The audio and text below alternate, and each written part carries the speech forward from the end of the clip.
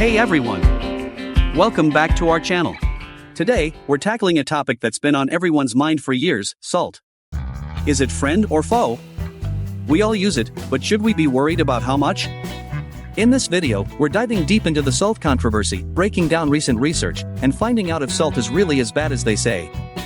You're going to want to stick around for this one. Salt. It's in everything we eat, from your morning eggs to your favorite takeout. But here's the big question: is salt really that bad for you? 1. What is salt and why do we need it? First, let's break it down. Salt is made up of two components, 40% sodium and 60% chloride. It's the sodium that's been getting all the negative attention. Sodium helps regulate essential body functions like fluid balance and muscle contractions. But here's the kicker: too much sodium can raise your blood pressure, which puts stress on your heart and arteries. Too much sodium causes your body to retain water, increasing blood volume and, in turn, raising blood pressure.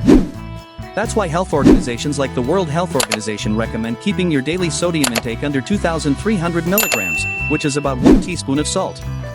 2. The health risks of too much salt. So what happens if you exceed that limit? For many of us, it's not hard to do. More than 70% of our sodium intake comes from processed foods, things like bread, soups, and even deli meats. If you're eating a lot of these foods, you could easily hit 3,400 milligrams or more of sodium daily without even realizing it. Excessive salt can lead to hypertension, which in turn increases the risk of heart disease, stroke, and kidney problems. But wait, there's more to this story. 3. Can too little salt be just as harmful? Here's where things get interesting. While we've been told for years to cut back on salt, emerging research is suggesting that too little salt might actually be harmful, too. Some studies show that both very high and very low sodium intake can increase mortality risk, forming what researchers call a J-shaped curve. This suggests that while too much salt can be dangerous, reducing it too much could also be a bad idea, especially if you're healthy and don't have high blood pressure. Here's the thing: sodium is essential for nerve function and fluid balance. Without enough of it, you risk low sodium levels in your blood, which can lead to confusion, weakness, and even more severe issues like seizures. Why is there so much confusion about salt? Why is there so much debate?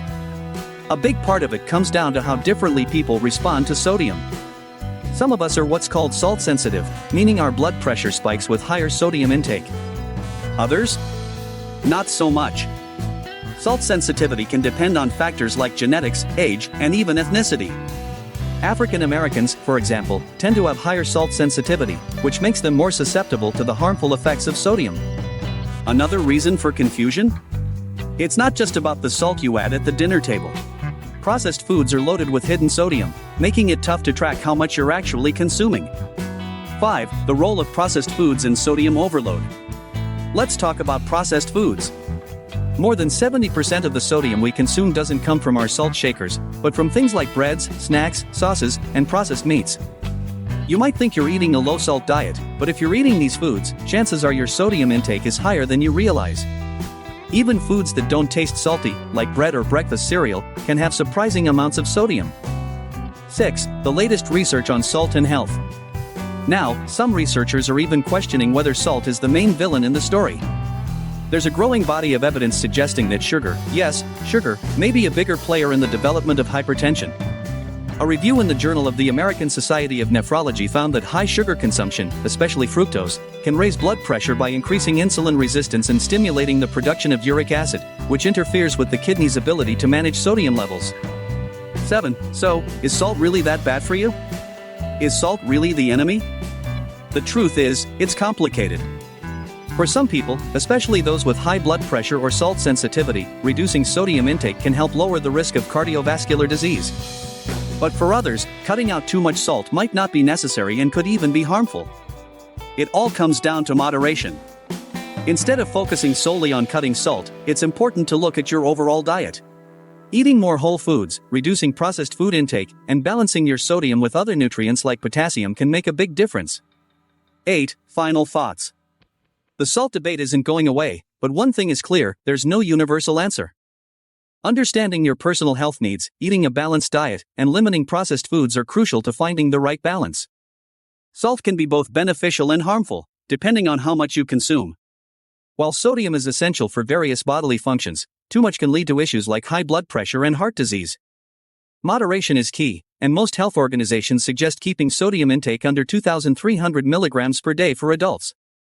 Always consider your individual needs and consult with healthcare providers about your salt intake. Thanks for watching. If you enjoyed this video, give it a thumbs up and subscribe for more insights on health and well-being. Remember, moderation is important in all aspects of life. See you next time.